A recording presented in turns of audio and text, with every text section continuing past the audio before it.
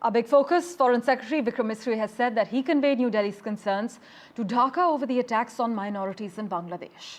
In fact, in a meeting with Bangladeshi Foreign Advisor Mohammad Touhid Hussain, Mr. Misri conveyed that the attacks on religious institutions and places of worship are regrettable. Mr. Misri also conveyed to Bangladesh's interim government that India wishes to have a positive and a constructive as well as a mutually beneficial relationship. Listen in to his comments. I have underlined today India's desire to work closely with the interim government of Bangladesh authorities.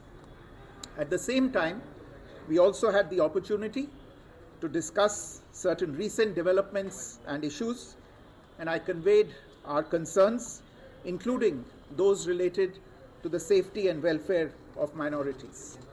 We also discussed some regrettable incidents of attacks on cultural, religious and diplomatic properties. Well, let's switch tracks now. Syrian rebel forces that toppled dictator Bashar al-Assad's regime began asserting authority over some of the government institutions as world capitals scrambled to forge links with the country's new rulers. Syria's former prime minister agreed to hand power to a transitional rebel-led government, while fighters took up posts outside federal buildings, directed traffic and rushed to find and free people in underground prisons. Now, ensuring stability and security, while easier said than done, is a major issue, because as people start fighting, weapons start spreading, everything goes down from there. As experts have said, foreign governments, meanwhile, are readying for talks with the lead rebel faction, even as they debated whether to formally recognize the group, which some countries consider a terrorist organization. Take a look at all the latest developments so far.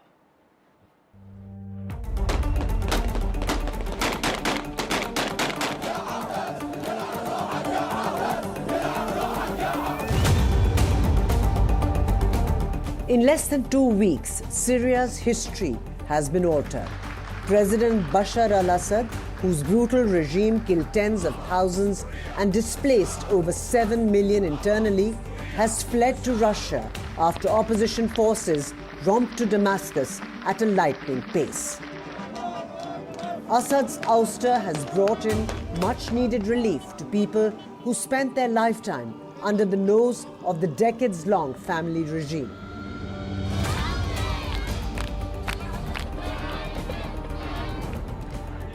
The reactions echoed across the globe as thousands of Syrians celebrated the fall of Assad, singing and waving flags.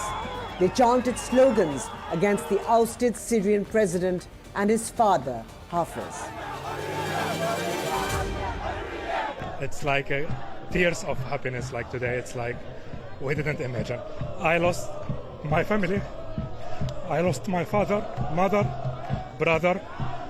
I lost many of my friends in Syria for this day. I wanted to celebrate this day in Syria today. Meanwhile, world leaders have mostly hailed Assad's ouster, but stopped short of celebrating as they seek stability in the war-torn nation. US President Joe Biden has said that it's a historic opportunity, but also termed it a moment of risk and uncertainty. On the other hand, India has called for a peaceful and inclusive Syrian-led political process to bring stability to that country. Meanwhile, US President-elect Donald Trump has urged the outgoing US administration to stay out of the Syria conflict. According to reports, the US is trying to work out what comes next and who rules over Syria. Washington is worried that the power vacuum could be filled by something that is not desirable, a power grab by Islamist insurgents, including factions designated as terrorists by the US. The end of the Assad family's 5-decade rule is set to reshape the balance of power in the region. Iran, one of Assad's biggest backers, has suffered another significant blow to its influence in the region. There are big questions being asked over Russia's influence as well, considering the fact that Assad clung to power owing to Moscow's intervention in 2015. The stunning rebel offensive has threatened to eliminate Moscow's foothold in the region. At this moment, there appears to be an uneasy calm in Syria. The question hanging like a Damocles sword is, how long will this last? With Vishal Vivek, Bureau Report, NDTV World.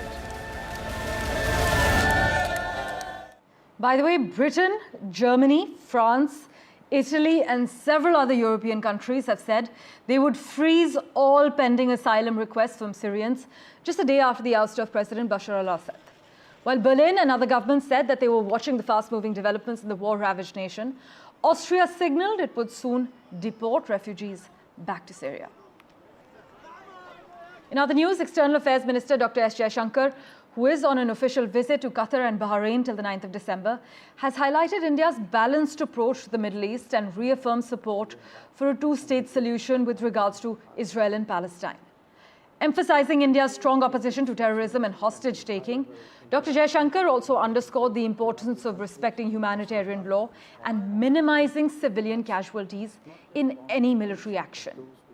Our External Affairs Minister further highlighted India's assistance to Palestine and Lebanon amid this ongoing crisis in the Middle East. Listen in. India has also been contributing to the UN UNRWA, UNRWA, which is the primary relief agency in respect of the Palestinians. And India has supplied relief material to Palestine, to the Palestinian Authority, through Egypt. We have also given medicines, medical relief to Lebanon because of the fighting and the casualties which have taken place there. And at the end of the day, we do believe that there must be a solution to the Palestinian issue, because if there is not one, that will always remain the cause of instability in this region. So we do support a two-state solution. And to decode the shifting sands of the West Asia conflict, the new Syrian theatre of war, and how these developments will have an effect on regional and global geopolitics, my colleague Gauri Dwivedi spoke with Israel's envoy to India, Reuven Azar. Here's what he told NDTV.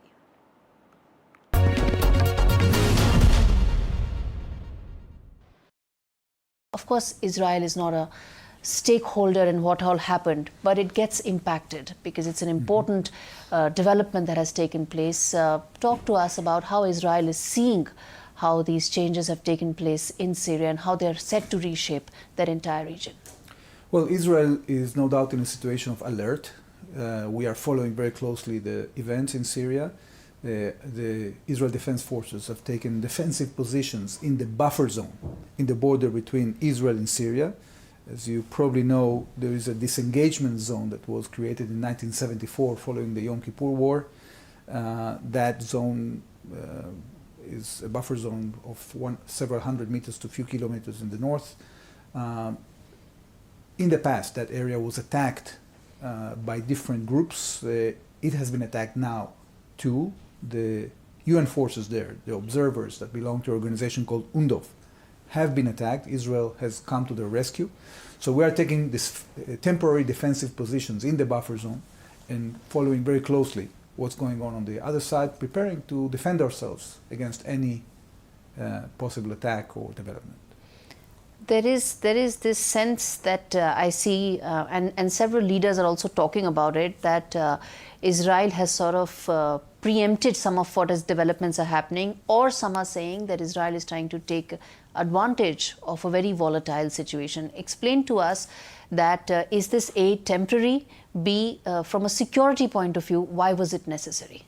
Well, as you know, Israel was attacked on the 7th of October, and that decision to attack Israel, I think, was a decision that not only caused huge damage to Israel, and we had to defend ourselves, but it also had it had an effect in the region, because from the moment that Hezbollah decided to involve itself in the conflict and attacking Israel from the north, it was just a matter of time until Israel would have to take the necessary steps to defend ourselves. So I think that Iran and Hezbollah made a huge miscalculation. They didn't understand what are going to be the consequences of their attack against Israel. Hezbollah has been hit very hard. Nasrallah, as you remember, was taken out, with many thousands of Hezbollah terrorists. Iran attacked Israel directly, and as you know, Israel defended itself and attacked Iran back. So when you look at the picture, you see that these tentacles of the Iranian regime have been cut. But in that, the Hamas, reason, Hezbollah, and now forces in the region that have been following that and seeing the debilitation of the Iran axis took advantage of it. And that's how you see the change in Syria. Israel is not involved in the Syrian conflict. We are not intending to involve ourselves in Syrian politics. And that's a matter that the Syrian people will have to sort out itself. Well, in other news, director-writer Payal Kapadia scored a historic nomination in the Best Director category for All We Imagine as Light. The acclaimed film was also nominated in the Best Motion Picture in a non-English language category. Now, this is a big, big deal. This is the first time that a director from India has been nominated in the Best Director category at the Golden Globe Awards. And All We Imagine as Light was also recently named the Best International Film by the New York Film Critics Circle Award, as well as the Gotham Awards. It was also selected as the Best Film of the Year by the prestigious Sight and Sound magazine.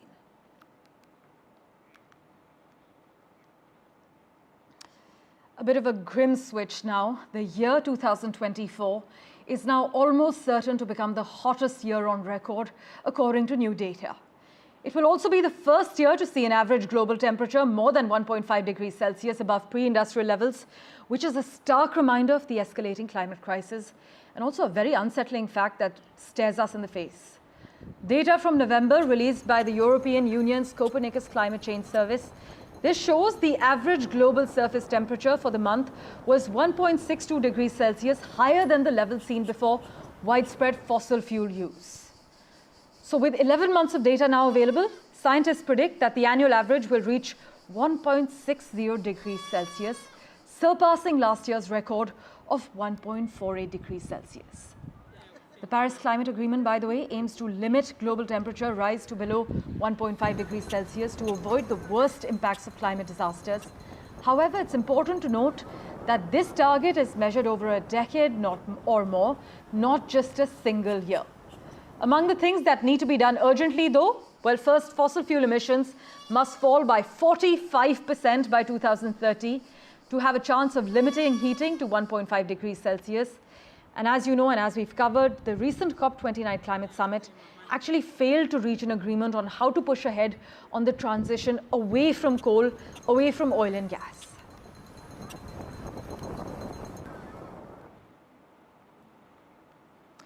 By the way, switching tracks, a British Indian student has been elected president of the University of Cambridge's historic Cambridge Union Society, among the world's oldest debating societies, which prides itself as a defender of free speech since the year 1815.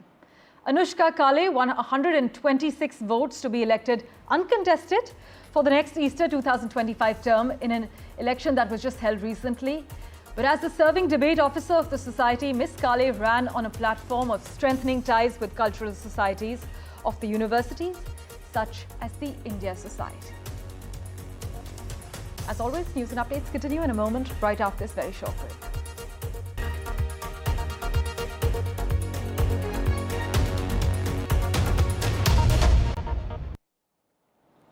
Welcome back. Let's get you a quick update from the US now, where authorities have arrested the man who was suspected of killing United Health executive Brian Thompson in a brazen shooting, outside a Manhattan hotel last week, ending a massive 5-day manhunt. The 26-year-old suspect was captured in Pennsylvania after he was spotted eating at a McDonald's by an employee of the fast food restaurant. Here's what the New York Police Department had to say.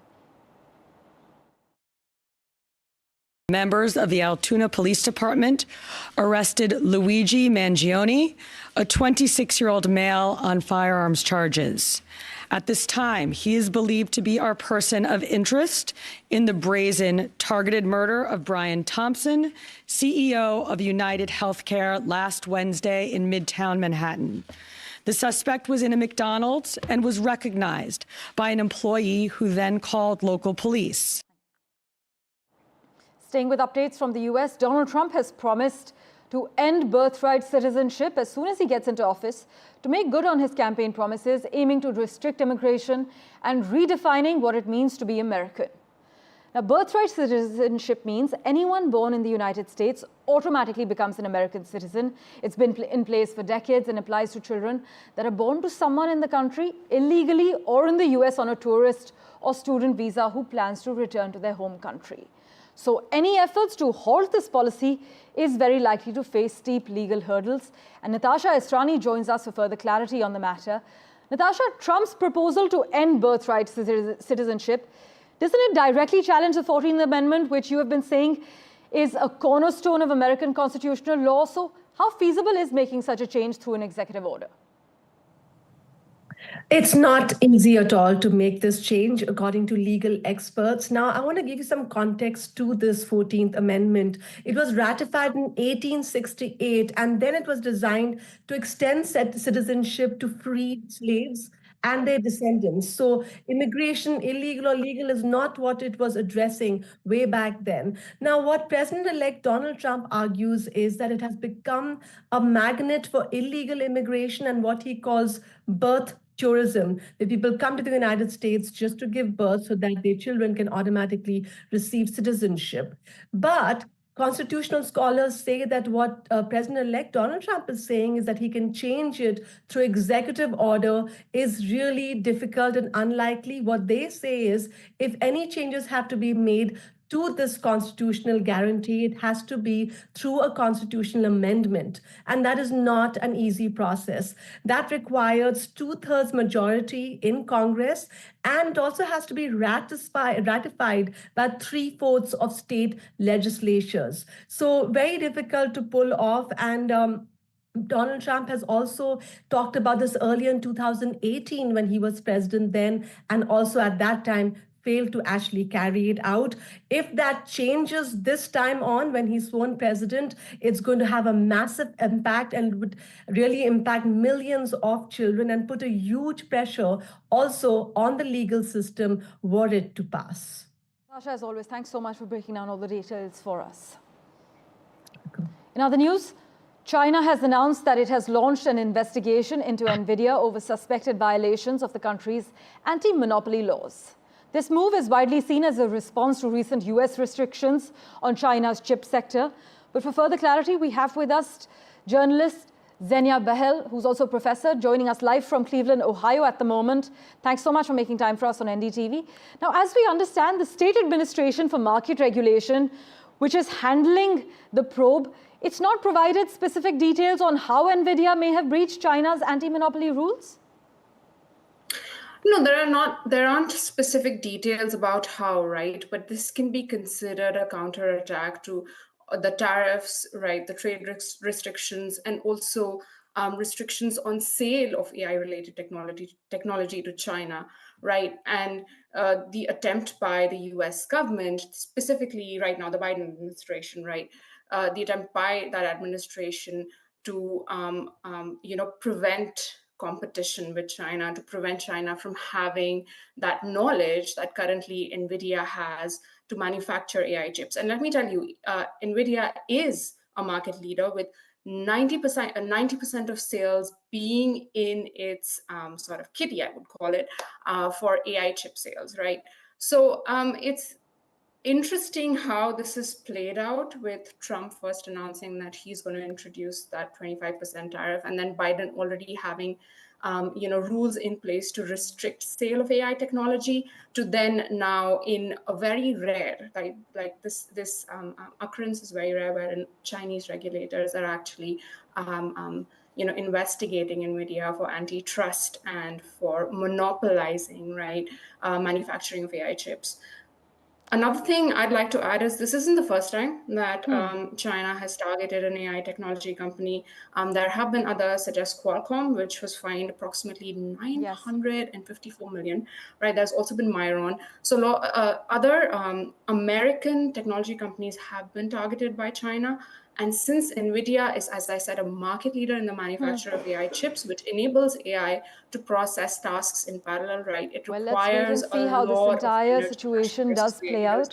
But thanks so much, Xenia, for joining us with those quick comments. We will, of course, revert to you for regular updates as and when this progresses.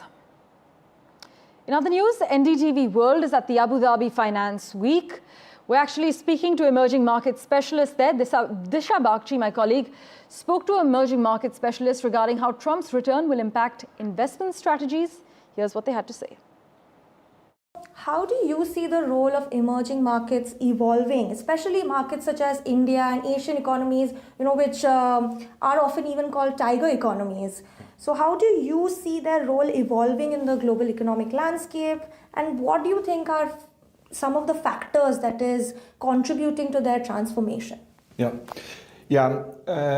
of course, in my position, I'm always saying they're getting more important, given that we are an emerging markets investor. But in the end, it's very simple economics when you look at the growth rates on a lot of the emerging markets economy and you compare those to developing markets, and particularly, of course, to Europe, that the importance of the emerging markets is increasing. If you look at just, of course, the example in China, the way they've gone from a relatively small economy to the second largest economy in the world in 25 years. And we expect that from a number of other countries as well, as they're now growing at sort of 5 to 10% GDP growth per annum. So by definition, they're going to become more important with never bet against the US economy that will continue to grow, but look at Europe, that's growing between 0 and 1%. If things are going well. In comparison, the Indian economy has been growing quite fast and quite steadily, you would say, right? Yes, indeed, for the last few years, absolutely. And what do you think are some of the factors that could be contributing to, the transformation of these emerging markets and, really pushing that growth? Yeah, I think, look, what's contributing in the end to consistent GDP growth is clear government policies and willingness to achieve them. And I think also if you look at I'm not a specialist on the Indian economy, but it has developed certain sectors really well. And I think that's what you see in a number of emerging markets where they develop the sectors well that they're good at. As you see here in the region where, of course, the energy sector is key. And that contributes for an important part to the GDP growth. And I think then the secret going forward is, of course, to diversify the economies and effectively increase the middle class as a higher percentage of your population. And as always, we'll keep tracking the latest developments for you. Do stay tuned.